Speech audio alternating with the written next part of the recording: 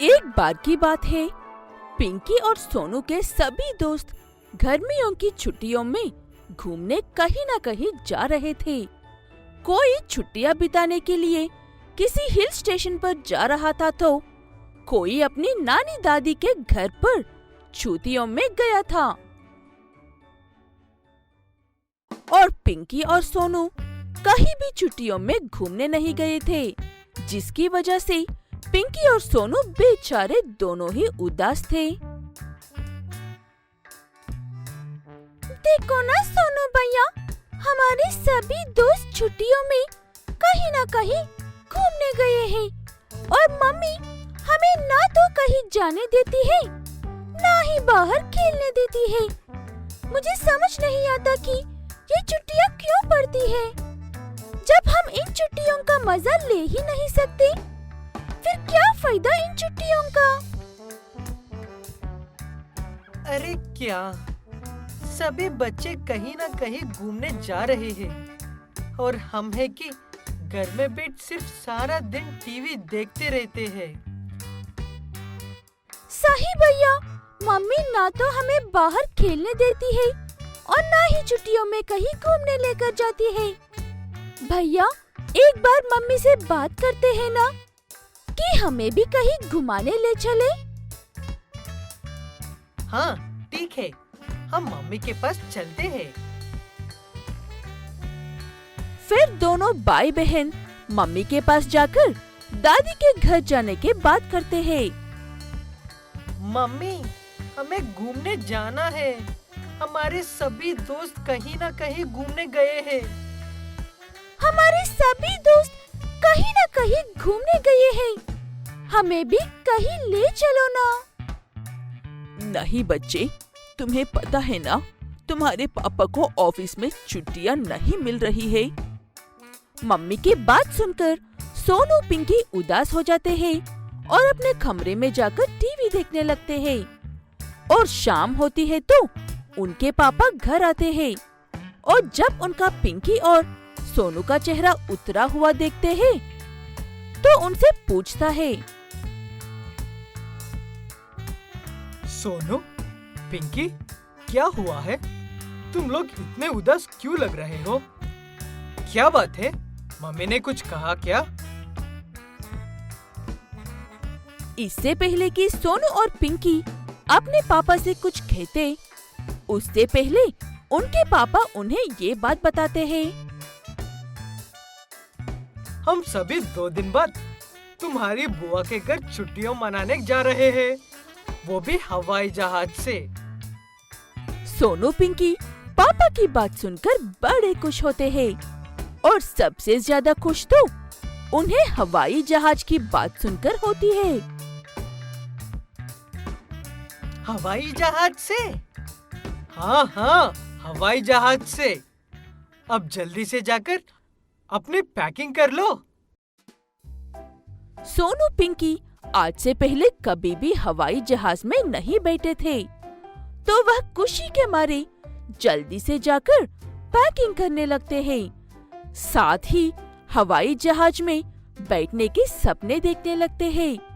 और 2 दिन बाद सोनू पिंकी अपने मम्मी पापा के साथ एयरपोर्ट पहुंच जाते हैं और हवाई जहाज में बैठने के लिए उतावले हो रहे थे।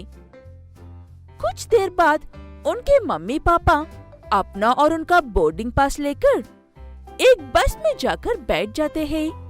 तभी सोनू बोल पड़ता है, पापा, आपने तो कहा कि हम हवाई जहाज में बैठकर बुआ के घर जाएंगे। सोनू के पापा हंसते हुए कहते हैं कि हाँ बेटा, पर उसके लिए हमें बस में बैठकर हवाई जहाज तक जाना होगा। फिर कुछ देर बाद बस सभी यात्रियों को हवाई जहाज तक पहुंच देती है, जिससे सभी यात्री एक सीढ़ी के सहारे अंदर हवाई जहाज में चढ़ जाते हैं। और जैसे ही सोनू और पिंकी भी जहाज के अंदर पहुंचते हैं तो वो बड़े हैरान होते हैं। ये हवाई जहाज तो बहुत बड़ा है। फिर उनके मम्मी पापा उन्हें उनकी सीट पर बैठने के लिए कहते हैं। बच्चों, ये तुम्हारी सीट है। बच्चे अपनी अपनी सीट पर जाकर बैठ जाते हैं और फिर कुछ देर बाद एक एयर होस्टेस आकर सीट बेल्ट बांधने का तरीका बताती है, जिसे देखकर सोनू पिंकी भी अपनी अपनी सीट बेल्ट बांध लेते हैं। पापा, ये हवाई जहाज कब उड़ेगा? सोनू और पिंकी को तो बस हवाई जहाज उड़ने का इंतजार था और दोनों बड़ी बेसब्री से हवाई जहाज उड़ने का इंतजार करने लगते हैं। तभी एक तेज की आवाज होती है और हवाई जहाज जोर से भागने लगता है। पापा, ये हवाई जहाज तो भाग रहा है, उड़ क्यों नहीं रहा? पापा पिंकी की बात सुनकर हंसने लगते हैं। इतने में ही हवाई जहाज भागते हुए ऊपर की तरह उड़ने लगता है, जिसे देखकर बच्चे खुशी से पागल हो जाते हैं। और फिर देखते ही देखते हवाई जहाज आसमान में उड़ने लगता है। बच्चे खिड़की से बाहर का सारा नजारा देख रहे थे। उन्हें यकीन ही नहीं हो रहा था कि वह आसमान में उड़ रहे हैं। सुमन अपनी सास और बेटी रोशनी के साथ रहा करती थी। सुमन के पति की कुछ साल पहले ही कार दुर्घटना में मौत हो गई थी। सुमन बहुत ही गरीब थी। वे घरों में खाना बनाने का काम किया करती थी और उसी से उनके घर का खर्चा चलाती थी। लो, देखो जरा इस लड़की को, फिर से हाथ रचाकर बैठ गई है। काम दाम कुछ नहीं करना होता है इसे तो बस अपने हाथों में मेहंदी लगानी होती है। अरे रोशनी बिटिया, अब तो सुधर जा। अरे ऊँटनी जितनी बड़ी हो गई है, पर बचपना नहीं गया तेरा।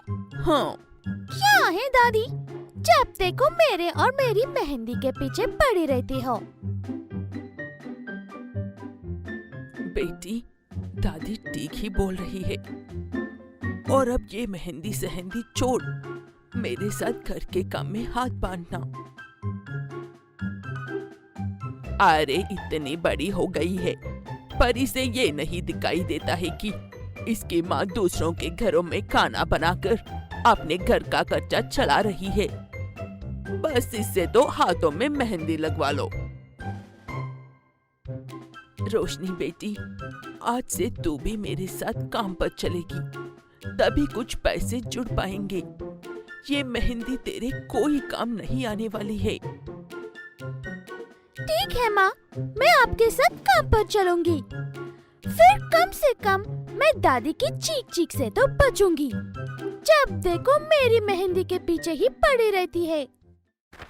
फिर सुमन रोशनी को भी अपने साथ काम पर ले जाती है। अरे सुमन, ये तुम्हारी बेटी है ना? और इसे घर का काम तो आता है ना? मुझे घर का काम तो उतना अच्छे से नहीं आता है, पर मेहंदी लगाना बहुत अच्छे से आता है। अरे हाँ, मुझे सुमन ने बताया था कि तुम बहुत अच्छी मेहंदी लगाती हो और तुमने तो अपने हाथों में सच में पार्लर वाली से भी कहीं ज्यादा अच्छी मेहंदी लगाई है। सुमन, तुम्हारी बेटी को मेहंदी लगाना पसंद है तो तुम्हें उसे वही काम करने देना चाहिए जो उसे पसंद है। मेरी भी बेटी है, हम भी उसे डॉक्टर बनाना चाहते थे, पर इसे पार्लर का काम करना ज्यादा पसंद था, इसलिए हमने उसे पार्लर का काम करने दिया। मालकिन, आप ठहरे बड़े लोग, हम गरीबों को तो घर खर्च चलाने के लिए बहुत कुछ सोचना पड़ता है। फिर रोशनी सुमन के साथ रोज काम पर जाने लगी। एक दिन मालकिन की बेटी परी फोन पर बात कर रही होती है। क्या यार, तू ऐसे एंड टाइम पर कैसे मना कर सकती है? अब मैं उन लोगों को क्या कहूँगी? बेटी परी, क्या बात है? तुम इतना परेशान क्यों हो? क्या बताऊं माँ, वो मेरी मेहंदी वाली है ना, उसने कल मेहंदी लगाने से मना कर दिया। अब बताओ, इतनी जल्दी में कहाँ से दूसरी मेहंदी वाली का अरेंजमेंट कर पाऊंगी? कल एक नहीं बल्कि 20 औरतों के मेहंदी लगानी थी और दुल्हन के हाथों में भी तो मेहंदी लगानी है। अरे बेटी, तुम परेशान मत हो। मैंने तुम्हें बताया था ना रोशनी के बारे में, उसे बहुत अच्छी मेहंदी लगाना आता है। शीला रोशनी को आवाज लगाकर बुलाती है। रोशनी, क्या तुम मेरी बेटी के साथ जाकर कुछ औरतों के हाथों में मेहंदी लग सकती हो? मालकिन की बात सुनकर रोशनी बहुत खुश हो जाती है और मेहंदी लगाने के लिए परी के साथ चली जाती है। अगले दिन परी और मालकिन सुमन के घर जाते हैं।